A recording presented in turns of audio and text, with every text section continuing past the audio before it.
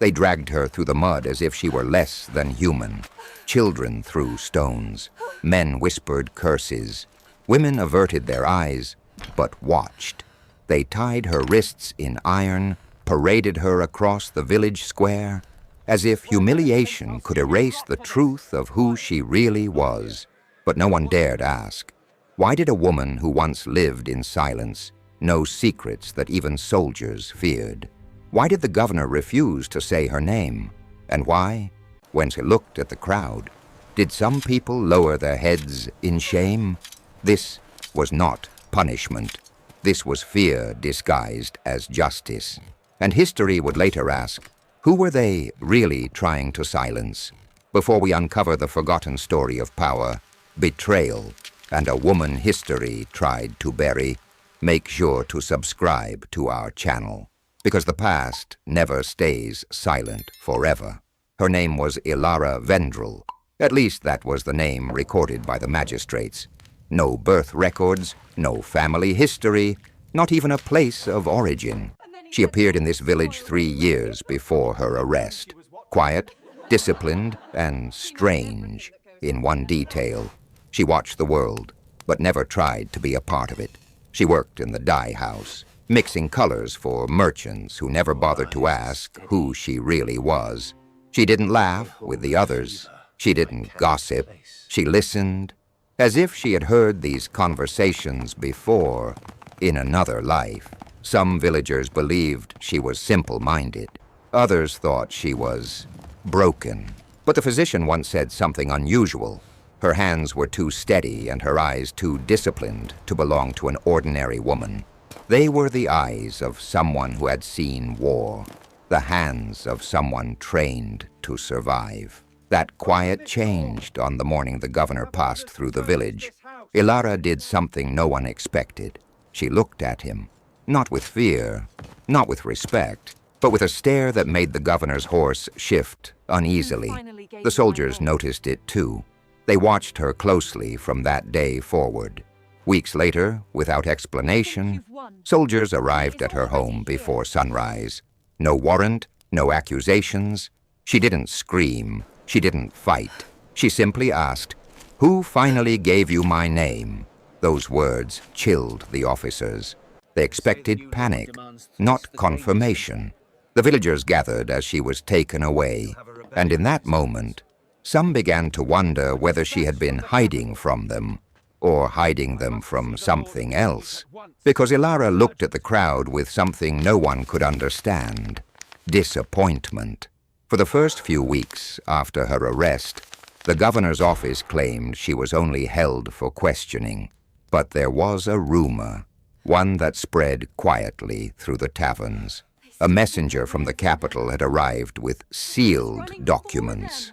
After reading them, the governor reportedly stood in silence for several minutes, then ordered Elara to be kept isolated. Not even the guards were allowed to speak to her. Still, the real mystery was this: no one knew what she was accused of. Behind the stone walls of her cell, Elara said almost nothing, except once.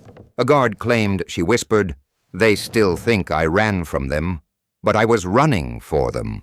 That guard never returned to work. 2 days later, he packed his belongings and left the village, without telling anyone why. As months passed, people began to question her imprisonment. A petition was written demanding to know her crime, a plea for information. But when it reached the governor's office, it was sent back without a single mark on it, untouched, unread. It was then that something changed in the village. People began to remember little things: the way Elara kept track of dates, the way she studied the sky before the harvest, the way she asked questions about river depth, trade routes, and the condition of the roads. Why would a dye worker care about such things? The magistrate's wife said she once saw Elara draw something, a detailed map of the region, every road, every patrol route, even places no villager had reason to know. When asked how she knew all of it, Elara only said, "I walked every road before you were born." Rumors grew darker. Some claimed she was a spy. Others believed she was planning a rebellion. But no one had proof. No one had dared to ask her directly. Fear kept them silent, until one spring evening, when a widow named Maren brought food to Elara's cell. She asked her a simple question. "Did you ever mean to harm us?" Elara took the bread slowly, then replied, "If I wanted harm, do you think I would have waited this long?" Maren felt a terrible truth in those words, a truth that made her drop the basket and step away, slowly, as if she had just spoken to someone powerful and dangerously patient. 3 days later, Maren visited the priest. She confessed something. Her late husband had once served under a noble commander, a commander with a reputation, a strategist who never lost a battle but vanished without a trace after a political purge. His name was Lieutenant Elara Vendrell. That night, Maren went home and found her house strangely cold. On her table, wrapped in linen, was the petition the village wrote months ago. Only now, beneath the signatures, was a line written in delicate handwriting. "You were right to ask questions, but you asked too late." And beneath it was a single name, Elara Vendrell. Maren's eyes widened. The woman in their jail was the daughter of a man governments had spent years trying to erase. The morning she tried to tell the magistrate what she had found, she was found dead in her home, and the petition had vanished forever. After Maren's death, something shifted in the village. People no longer spoke of Elara with mockery or disgust. They whispered her name as one whispers a rumor too dangerous to say aloud. Those who had once laughed at her silence now glanced over their shoulders before speaking. Some even stopped visiting the tavern altogether, fearing their words would reach the wrong ears. Fear had spread faster than any disease, and it had no cure. The magistrate, pressured by growing unease, demanded an inquiry. But when he submitted the request to the governor's office, it came back sealed, with a short written response. "The matter is above your station. Remain silent." That same night, his gate was marked with a stripe of black paint.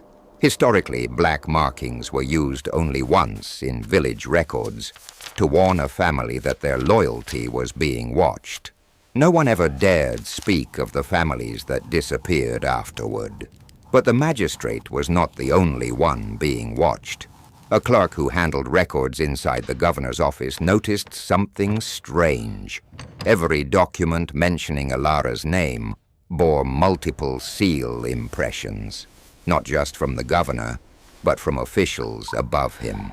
There were layers to this secrecy, and someone higher than their district wanted her silenced permanently. Yet inside her cell, Elara remained calm. If anything, she looked as if she were waiting for something. The jailers observed that she always woke before dawn, not to pray, but to listen. She counted footsteps. She measured shadows. One guard claimed she was training her ears to understand the shift of watch rotations. He believed she was planning to escape, but another guard disagreed. He swore she was waiting for someone, waiting for a particular pattern of steps, someone who had not yet arrived. The village was unsettled by her silence.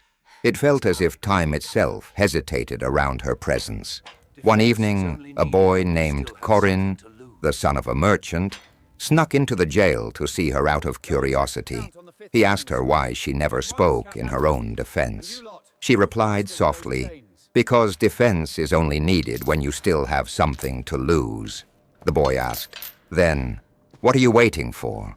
Elara's reply was chilling. "For others to realize what they already lost." Those words lingered in his memory long after she was gone. Weeks later, the governor finally issued his decision. Elara would be taken to the capital for trial. But people knew what that meant. Trials in the capital were not trials. They were quiet eliminations, erasures disguised as justice.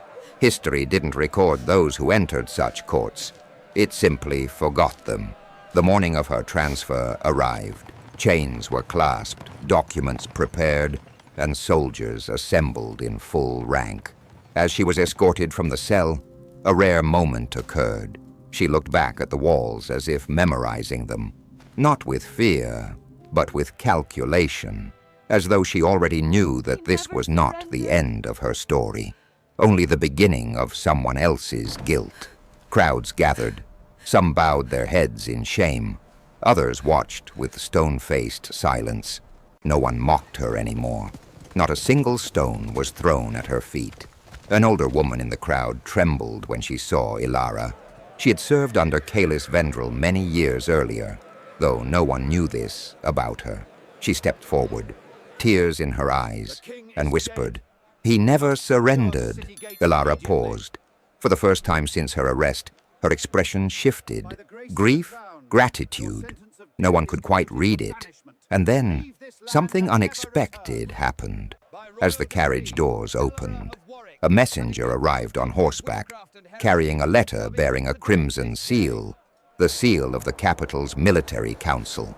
That seal was reserved only for matters of military emergency or political danger. The governor read the message, his face paling with every word. After a long silence, he approached Elara again and said something no one could have imagined. Her trial had been cancelled, not for innocence, not for mercy, but because the capital did not even want to acknowledge her existence. The sentence was changed. She was to be executed immediately. No trial, no record, no burial, no history. But as they took her to the scaffold, Elara said one final thing, loud enough for the entire square to hear. "You think you erase people by killing them, but you forget one truth. Someone always remembers the ones you fear." As she stepped onto the platform, eyes fixed on the horizon, a young soldier in the crowd froze. He recognized her. He had once seen a sketch of her face. In a military archive, no civilian was allowed to enter. A sketch labeled only with 4 words: silent heir, classified threat, and beneath it, an order that was never meant to reach the public. If found, do not approach her. Approach those who hide her. At that moment, the soldier realized something others had not. They didn't arrest her because she was dangerous. They arrested her because she knew who truly was. And in her final breath, she did not scream or beg or break. She smiled because she knew the reckoning would come for them next. If you believe forgotten stories like this deserve to be heard, make sure to subscribe to our channel so the voices they silenced can finally speak again.